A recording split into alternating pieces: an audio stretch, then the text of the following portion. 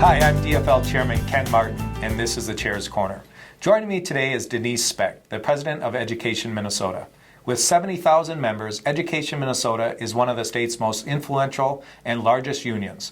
Denise became President of Education Minnesota in July of 2013.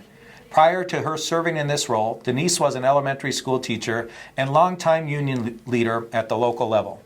She is interested in building relationships that advance support for innovative solutions to the challenges we face in public education.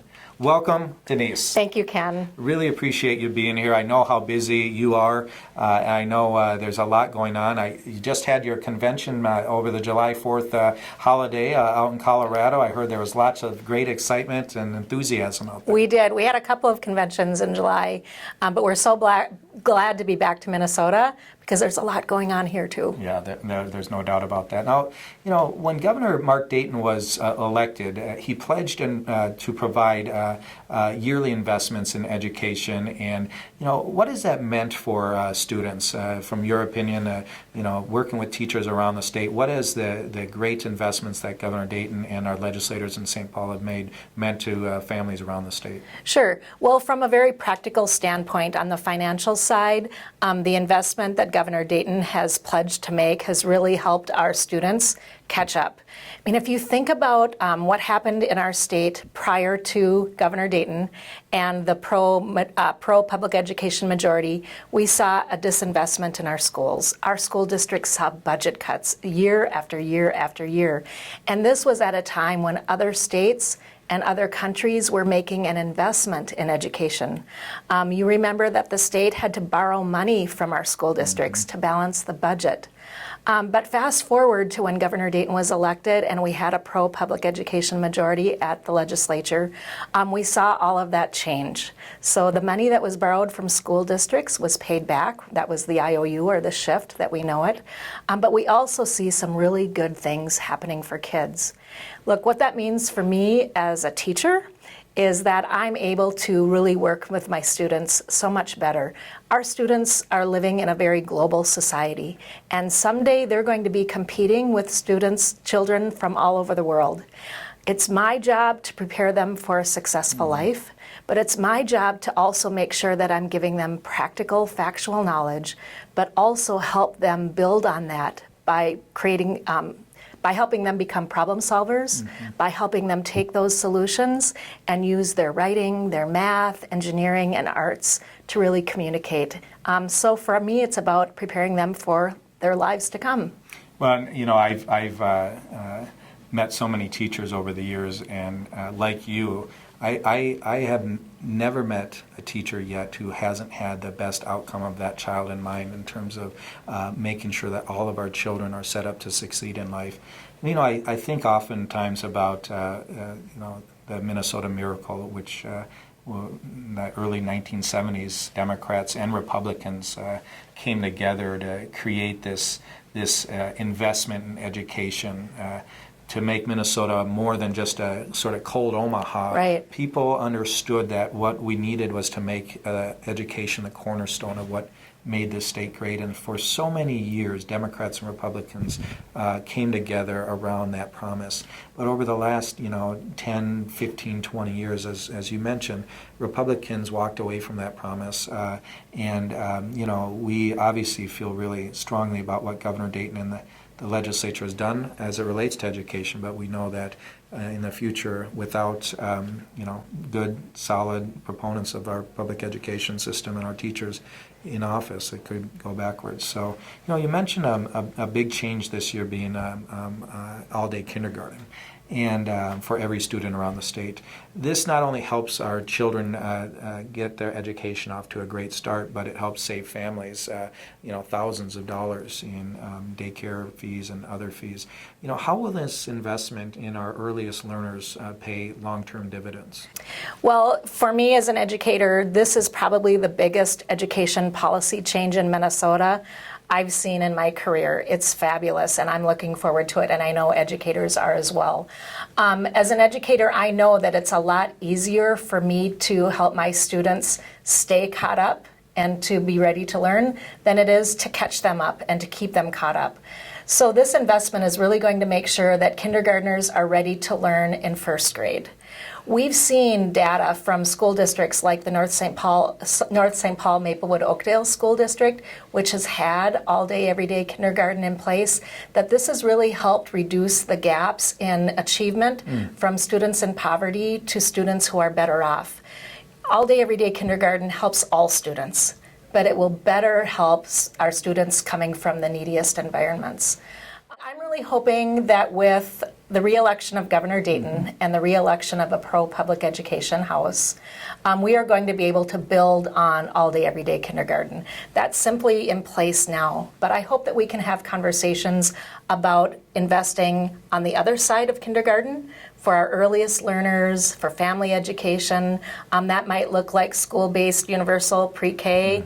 It might look like better education for our families. But on the other side, let's also talk about investing in our earliest grades. You know, we want students to be ready to read in third grade. Right. So we have to teach all of our students to read by third grade, so that after third grade, they are reading to learn. And as a second grade teacher, I know that one of the best ways we can make that happen is to lower class size. So again, in a nutshell, let's take the benefits and build on all-day, everyday K on both sides of that. Right. And one of the things we should mention is that, again, thanks to DFL leadership and pro-education legislators, we actually, for the first time in 30 years, made an investment in early childhood education. And while it's not enough, we recognize it's not enough. It's a start towards hopefully something greater down the road. I heard a statistic the other day that most children, by the time they are 3 years old, have already sort of learned how to learn. And so it's important to be getting to these children much before kindergarten, even. That's right. As you mentioned. So I don't know, is that accurate what I said about the... Yeah, I mean, there are a lot of studies that show that the earlier we invest, the better. Yeah, that's great. Now, one of the things we oftentimes hear is the teachers union is only looking out for the teachers. And I, in my experience for many years being around public educators and teachers and teaching assistants and all the people who, paraprofessionals, all the folks who help teach our kids, my experience is that the work that Education Minnesota does has always been centered around how do we make sure we're providing the best quality experience for those children that we can. And to do that, we need to make sure we have the best well-educated and trained workforce around, and that's what Education Minnesota does. Can you talk a little bit about your role and how you help teachers be the best that they can so that they can help students? Sure. I think one of the most recent examples that I can talk about is our support of the Teacher Development and Evaluation Law. That's going to be implemented starting this year in the fall. And again, I view that as something very important, one of the most critical things that Minnesota has done in the arena of teacher quality, because for the first time, teachers are going to have mandated evaluations every year. They're also going to get an opportunity for coaching and an opportunity to improve.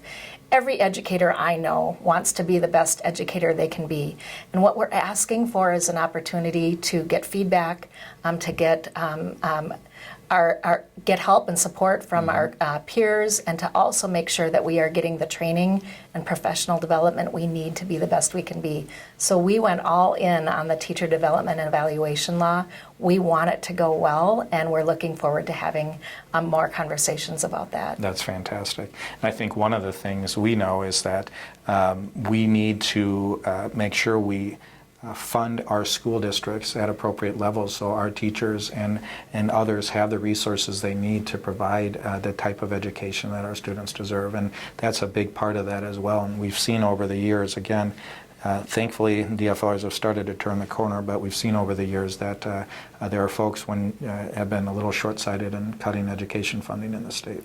That's for sure. And as it relates to the Teacher Development and Evaluation Law, of course, to do that well, which we want to see happen, it is going to require some funding. So we saw a little bit of funding come out of the last session, but again, I can't wait to talk to Governor Dayton and a pro-education majority on how we can build on that, again, to make the best educators possible. Absolutely. Now, what message do you have for educators and students and families as they get ready to begin this school year? A couple of things. Know that there is going to be a lot of change happening in our schools. Of course, we just got done talking about all-day, everyday kindergarten. That's an obvious change that most people will see. Not so obvious, but again, something we touched on was the teacher development and evaluation law, which we know will improve teaching practice in our schools. But another thing that we will see is the Safe Schools bill, the Safe Schools for All Act that passed in the legislature. We're going to see, for the first time ever, many school districts having some good, important conversations about reducing bullying and making sure that our schools are welcoming places so that students can learn better. But at our higher ed campuses, we're going to see improvements in our buildings and our structures. Hopefully we're going to see tuition freezes and through grants and aid and things like that. But I think the most important message I want to share with families and students is to stay involved. It's really important that parents talk to educators, talk to the people who work in the buildings, make sure that they're asking what's going on in school with their students so they're staying in touch. Volunteer. It's really important that if we're going to be successful in schools, that everybody in the community, including parents, are getting involved. Yeah, I think that's absolutely right. Well, I can't say thank you enough for everything you do. Thank you. I know, like me, you came in around the same time, relatively new, but you've been involved in the union for a long time, but relatively new to your position. But you've really come into it with a lot of enthusiasm and gusto and great leadership so far, and I look forward to working with you. Thank you. I know your union is not partisan per se. You work with any elected official and politician that's pro-education, and I appreciate that. But we've always appreciated the strong partnership we've had with Education Minnesota and our teachers around the state. So thank you for all you do. And thank you again for being here with us today. Thank you.